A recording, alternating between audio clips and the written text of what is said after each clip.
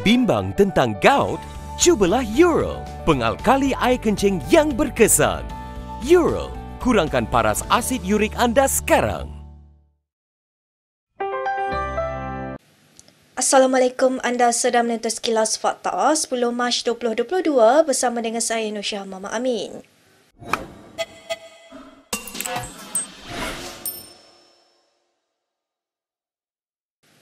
Ketua Pembangkang Anwar Ibrahim mempersoalkan keyakinan Perdana Menteri Ismail Sabri Yaakob untuk Barisan Nasional memenangi pilihan raya negeri Johor Sabtu ini. Ini ekoran langkah kerajaan hanya sedia membuka sepadan antarabangsa pada 1 April. Anwar berkata demikian kepada pemberita di Gambir ketika diminta mengulas mengenai kenyataan Ismail Sabri semalam. Ismail Sabri pada Isnin dilaporkan berkata, BN mempunyai peluang yang baik untuk memenangi majoriti 2/3 dalam Dun Johor yang mempunyai 56 kerusi.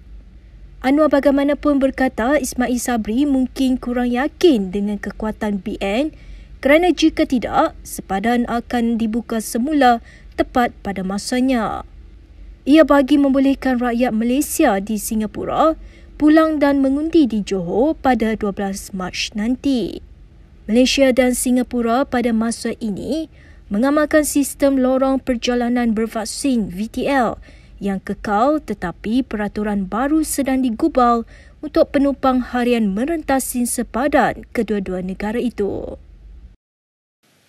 Presiden Bersatu Muhyiddin Yassin mempertahankan kenyataan sekutunya Abdul Hadi Awang berkaitan kurangnya kesedaran politik Islam di Johor.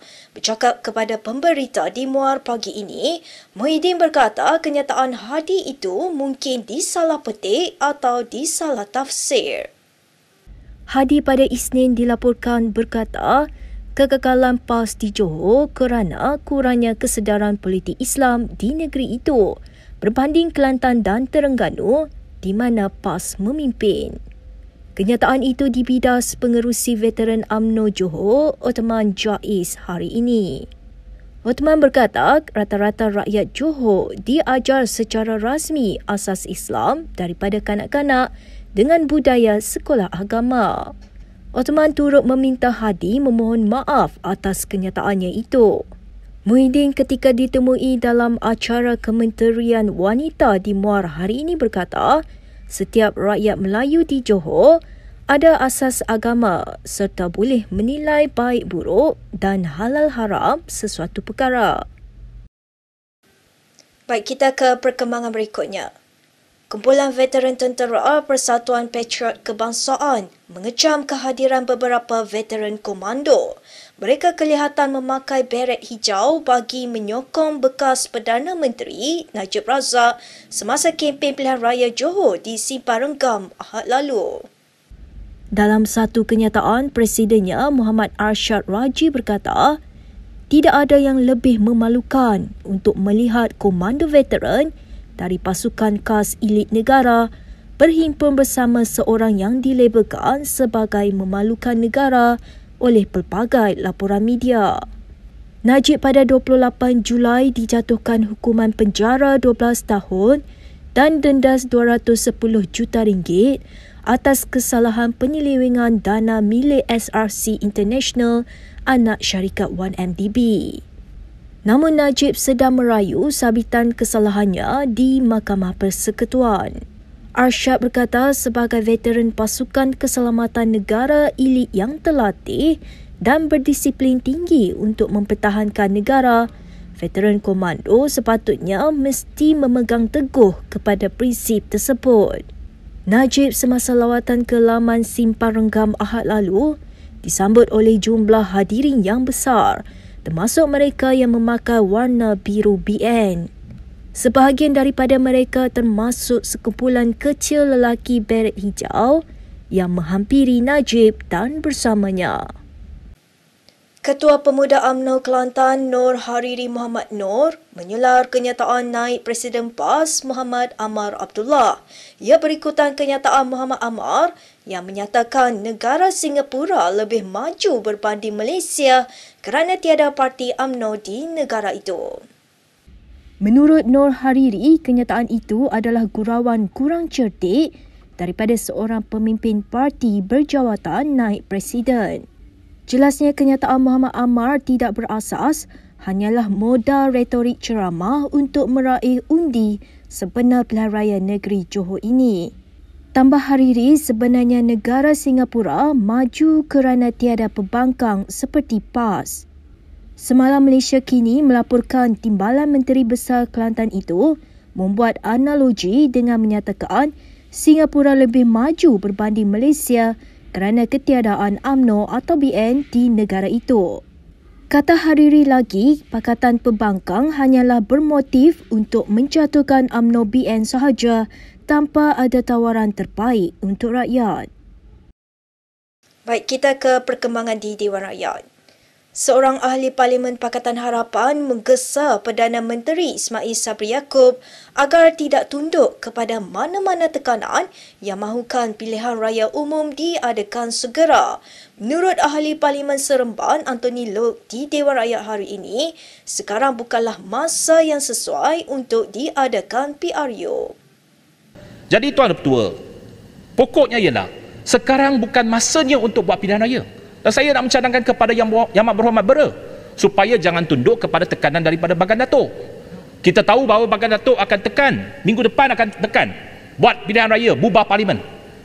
Tambah Loke, ketika ini, PH dan kerajaan mengikat memorandum persefahaman MOU yang ditandatangani pada pertengahan September tahun lalu dan sah sehingga 31 Julai ini.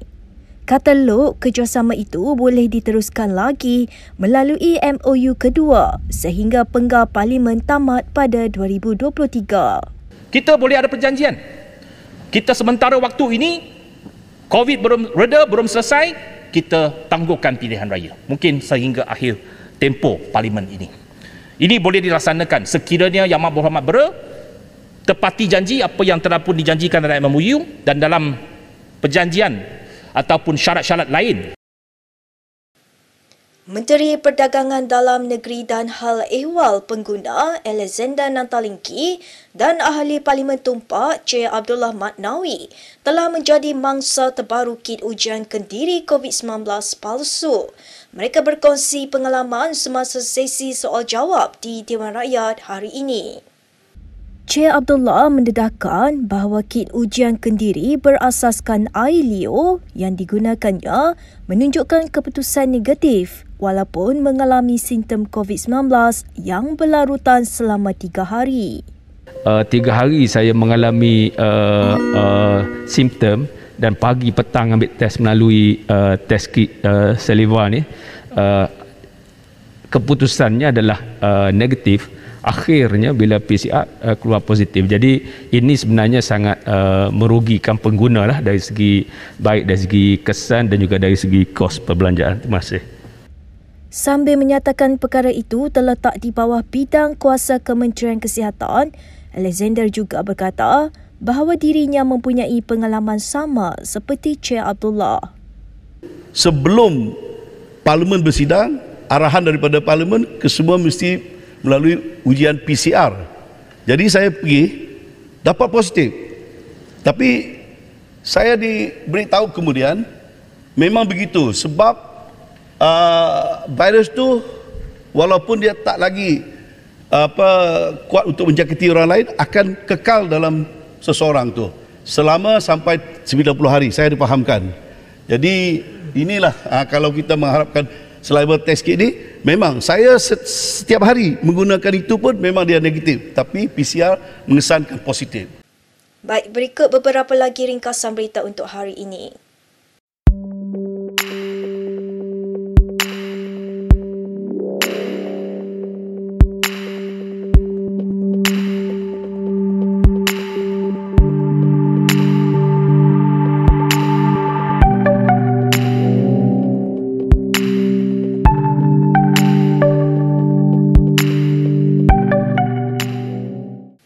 Sekian sahaja daripada saya Nur Syihah Mama Amin untuk Sekilas Fakta. Untuk lebih banyak berita, anda boleh melayari kinitv.com.